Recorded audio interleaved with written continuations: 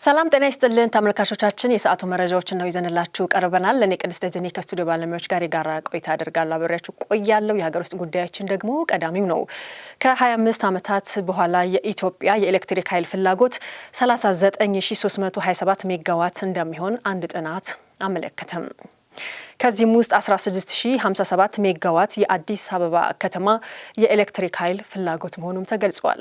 የኢትዮጵያ ኤሌክትሪክ አገልግሎት በፍጥነት እያደገ የመጣውን የኃይል ፍላጎት ለመሸከም የኔትወርክ ችግሮችን በተቀናጀ ሁኔታ ለመፍታትና የሀገሪቱን የዲስትሪቢዩሽን ሲስተም ወደ ዘመናዊና ዲጂታል አሰራር ለማሸጋገር የሚያስችል የ25 ዓመት ሀገር አቀፍ የዲስትሪቢዩሽን ሲስተም ማሻሻያና ማስፋፊያ ማስተር ፕላን ጥናት አስጠንቶ ማስጠናቀቁን አስታውቋል። ጥናቱ በዓለም ባንክ የገንዘብ ድጋፍና ሞኔንኮ ኢራን ኢንጂነሪንግ ኮንሰልቲንግ በተሰኘ የኢራን አማካሪ ድርጅት መጠናቱንም የኢትዮጵያ ኤሌክትሪክ አገልግሎት ዋና ስራ አስፈጻሚ ኢንጂነር ጌቱ ገረመው መናገራቸውን ብስራት ሬዲዮ ሰምተዋል። ማስተር ፕላኑም ከ2024 እስከ 2049 ያለውን የእቅድ ጊዜን የሚሸፍን መሆኑም የተገለጸ ሲሆን የአጭር የመካከለኛና የረጅም ጊዜ የኔትወርክ ማሻሻያ ማስፋፊያ፣ ዲጂታል ሽግግርና ኢንቨስትመንት ፍላጎቶችንም ለይቷል።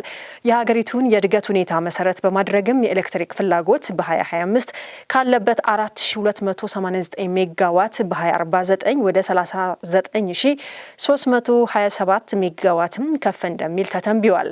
ጥናቱ የህዝብ ቁጥር እድገትን፣ ፈጣን የከተማ እድገትን፣ የነፍስ ወከፍ ኤነርጂ ፍላጎትና ፈጣን የቴክኖሎጂ እድገት የሚጠይቀውንም የኤሌክትሪክ ኃይል ፍላጎት ከግምት ውስጥም ያስገባ ነው ተብሏል።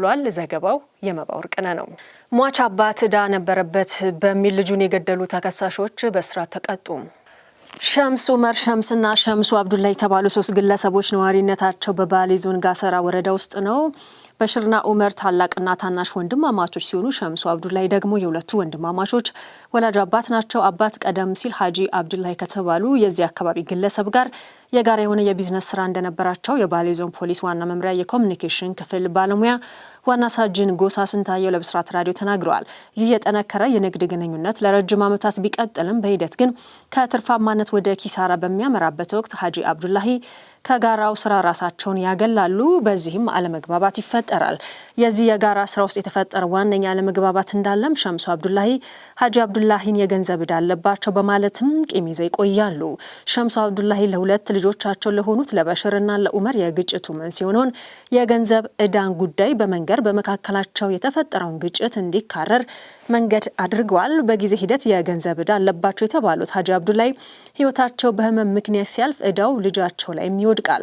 የኢብራሂም የአባትየውን ዕዳ መክፈል አለበት በማለትም የአቶ ሸምሱ ልጆች የሚመላለስበትና አትክልቶችን የሚያመርትበትን መሬት መንገድ በመዝጋት ግጭቱን ያሰፉታል። ኢብራሂምም የመንገዱ መዘጋት ተከትሎ በህጋዊ መንገድ በመክሰስ የተዘጋው መንገድ እንዲከፈትም ትዕዛዝ ይዞ ይመጣል። ወንድማማቾቹ የአባታችንን ዕዳ ሳይከፈል ደግሞ ይከሰናል በሚልም ነሐሴ 8 ቀን 2017 ዓ.ም ከቀኑ 9 ሰዓት ላይ የዘጋነው መንገድ እንዳይከፍት በማለት ኢብራሂምን የሚቀርቡትን ሰዎች በመላክ ያስጠነቅቃሉ። ከ5 ቀናት በኋላ ነሐሴ 13 ከቀኑ 10 ሰዓት ላይ ወንድማማቾች የዘጉት መተላለፊያ መንገድ ተከፍቶ በማየታቸው ከምሽቱ 1 ሰዓት ላይ ኢብራሂም ቤት በመሄድ በብረት ዱላ ቀጥቅጠው ህይወቱን ካጠፉ በኋላ ጎትተው አጥር ስር ጥለውት ይሄዳሉ።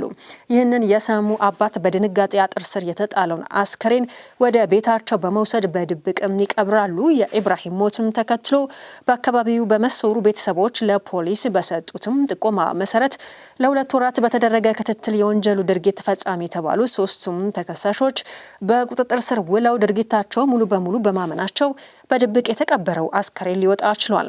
አስከሬኑ ለምርመራ ወደ ሻሸመኔ ኮምፕሬሄንሲቭ ስፔሻላይዝድ ሆስፒታል የላከው ፖሊስ በሟች ጭንቅላት ላይ በብረት በደረሰ ኃይለኛና ተደጋጋሚ ድብደባ ህይወቱ ማለፉን የሚገልጽ ማስረጃም ያገኛል። ፖሊስ መዝገቡን አጠናቀው ለአቃቢ ህግም ልኳል። አቃቢ ህግም በከባድ የሰው መግደል ወንጀል ክስ መስርቷል።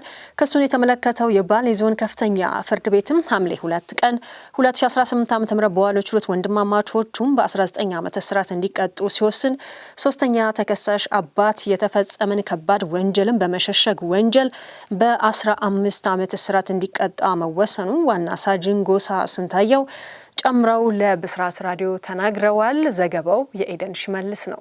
አሁን ደግሞ ከውጭ ወደ ያዝናቸው መረጃዎች ነው የምናልፈው። ኢራን ላይ የተደረገው ጦርነት አሜሪካን እንዳዳከማት አንድ ባለስልጣን ተናገሩ።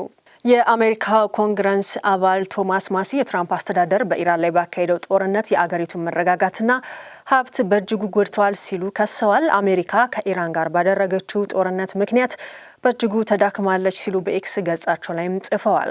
የአስተዳደር የሚሳኤል መከላከያ አቅማችንን አሟጧል፣ የነዳጅ ክምችታችንን ጨርሷል፣ ወታደሮቻችንን መስዋዕት አድርጓል፣ የፍጆታ እቃዎች ዋጋም እንዲንር አድርጓል፣ እዳችንን ጨምሯል፣ እንዲሁም የአገር ውስጥ ፍላጎቶቻችንን ችላ ብሏል። ይህ ሁሉ ደግሞ ለእስራኤል ሲባል ነው ሲሉም አክለው ገልጸዋል።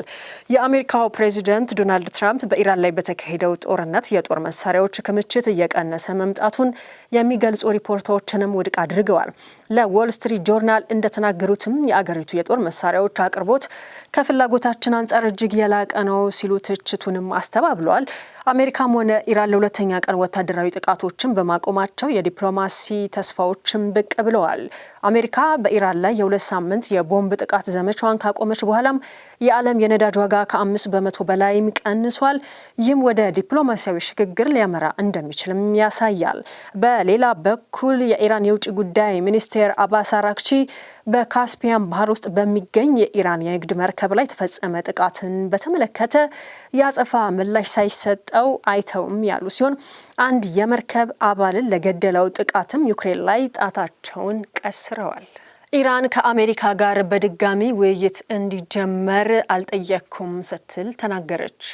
የኢራን የውጭ ጉዳይ ሚኒስቴር ቃል አቀባይ ኢስማኤል ባጋይ ቴህራን ጦርነቱን ለማስቆም ከዩናይትድ ስቴትስ ጋር ድርድር እንደገና እንዲጀመር እንዳልጠየቀች ተናግረዋል። ይህ የጦርነት አስተዳደር አይደለም፣ ተደጋጋሚ የጦር ወንጀሎችና በእነሱ መኩራራት በጽዮናዊ አገዛዝ ተጽዕኖ ስር የፈጠሩትን አደጋ ለማምለጥ የተደረጉ ሙከራዎች ብቻ ናቸው። እናም ዋጋ እንደሚከፍሉ አይቀሬ ነው ሲሉ ባጋይ በቴህራን ለጋዜጠኞች ተናግረዋል።